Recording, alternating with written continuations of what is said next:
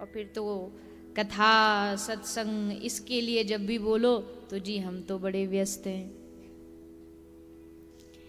इसलिए सूत जी ऋषि महात्मा जानते थे कि आगे आने वाले लोग बहाना बनाएंगे सत्संग से बचने का, क्योंकि सत्संग जब पहले होते थे ना तो उस सत्संग में बड़े नियम होते थे, बड़ी।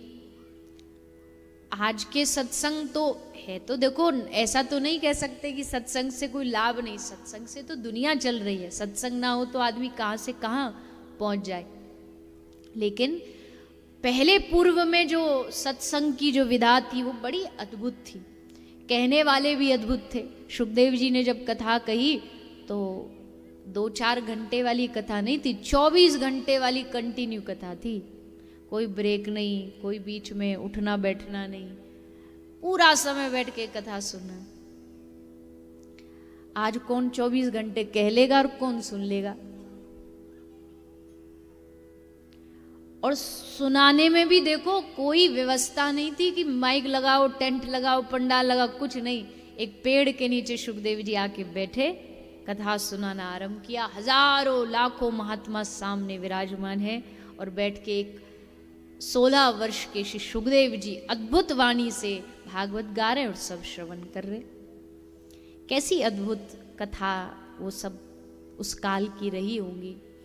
पर कहते हैं कुछ ना सही से तो ये सही, कम से कम दिन के 24 घंटे में से 3 घंटे भी अगर हम कथा सुन पा रहे, और भागवत तो कहती है 3 घंटे छोड़ो, क्षणार्धम क्षेमार्धम, एक क्षण भी अगर पूरा मन दत्त चित्त लगा के तुमने कथा सुन ली ना तो भागवत 24 घंटे 3 घंटे भी नहीं मांगती, एक क्षण में उद्धार कर सकती अगर भाव से सुनोगे।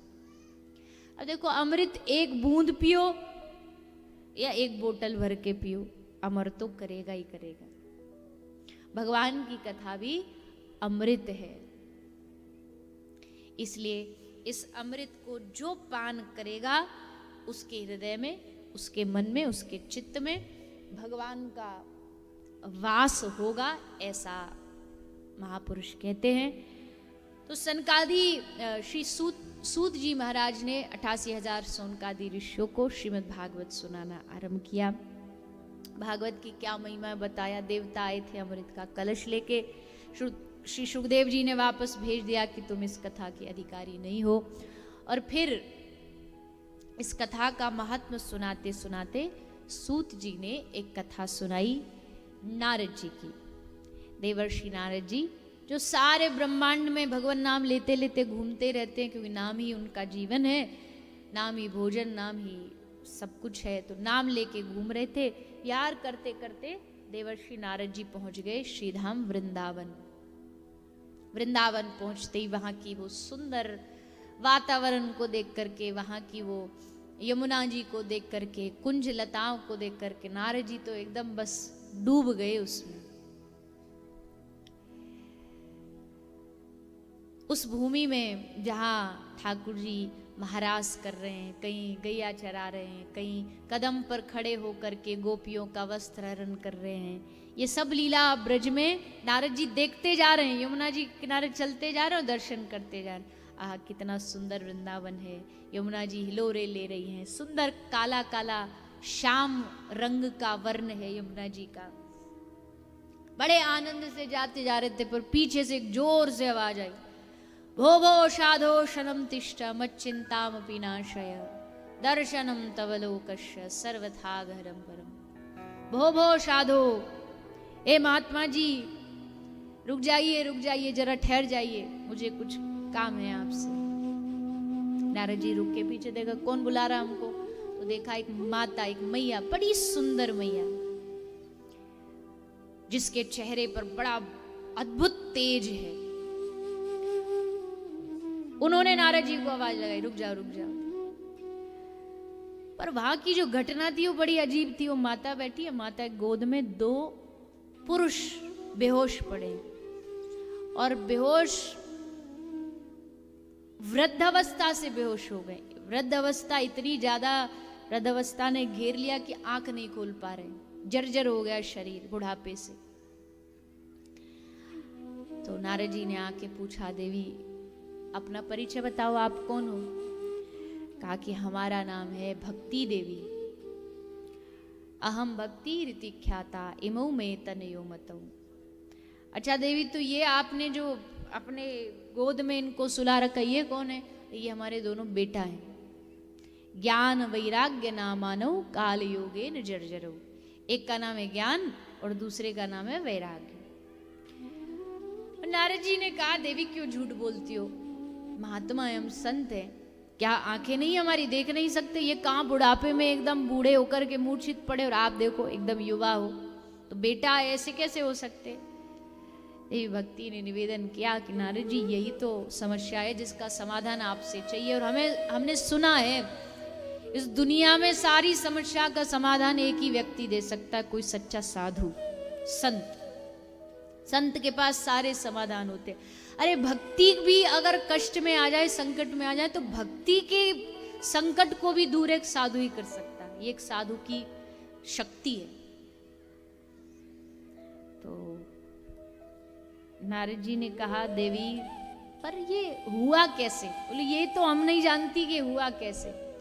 महाराज, जैसे मैं वृंदावन में आई, वृंदावन में आके मैं जवान हो गई, बच्चे बूढ़े हो गए, अब बताओ क्या करूं? समाज में क्या लोगों को कहूं कि ये हमारे पुत्र हैं?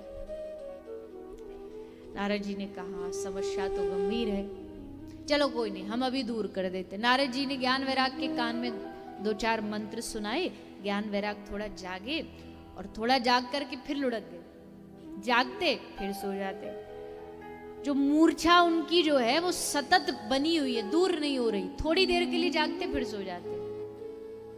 महात्मा कहते हैं, महापुरुष कहते हैं कि हम सबके जीवन में, हमारे सबकी बुद्धि में ज्ञान भी है, वैराग्य भी है, पर ये कभी कभी थोड़ा थोड़ा जगता है, बस थोड़ी थोड़ी देर के लिए, फिर सो जाता है। थोड़ी देर के लिए ज्ञान जगता है जब आस पड़ोस में अपने किसी को मरता देखते हैं, किसी की मृत्यु हो जाती है, तो देखो कैसे कैसे ज्ञानी पैदा होते हैं।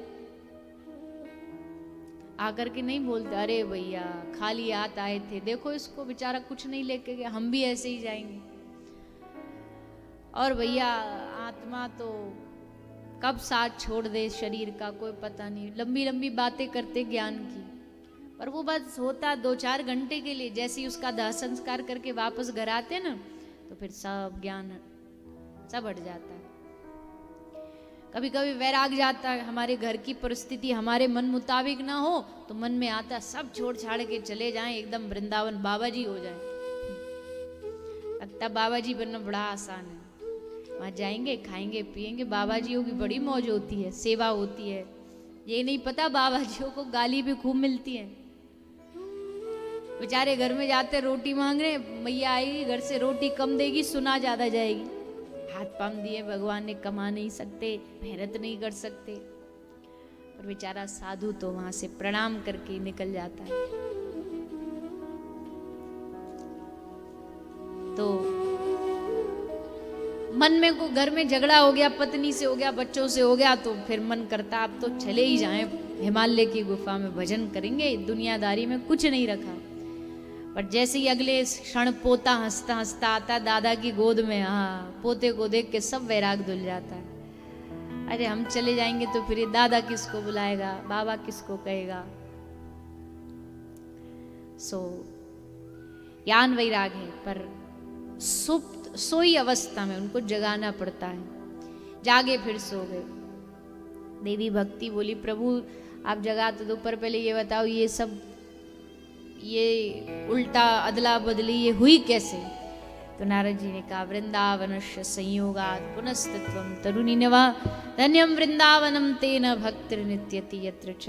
ये वृंदावन की महिमा है कि वृंदावन में देवी भक्ति आज भी नृत्य करती है, देवी भक्ति आज भी नाचती है, क्योंकि वृंदावन जो है वो भक्ति की भूमि है, भक्ति का स्थान है। इसलिए जिसको भक्ति पानी है उसको वृंदावन जाना ही चाहिए, क्योंकि जहाँ अब दवाई वाली दुकान पर जाओगे तो दवाई मिलेगी, मिठाई की दुकान पर जाओगे तो मिठाई मिलेगी, और भक्ति की जगह जाओगे तो भक्ति मिलेगी। इसलिए भक्ति की अगर कोई भूमि है दुनिया में तो वो वृंदावन है। इसलिए वृंदावन की महिमा गाते हुए एक सखी कहती है अपनी दूसरी सखी से, आप सब भी सब भाव से गाइए। अच्छा, वृंदावन यहाँ से कोई गया कभी नहीं गए? कौन कौन गए? बहुत कम लोग, 2-4 लोग गिने चुने गए। पर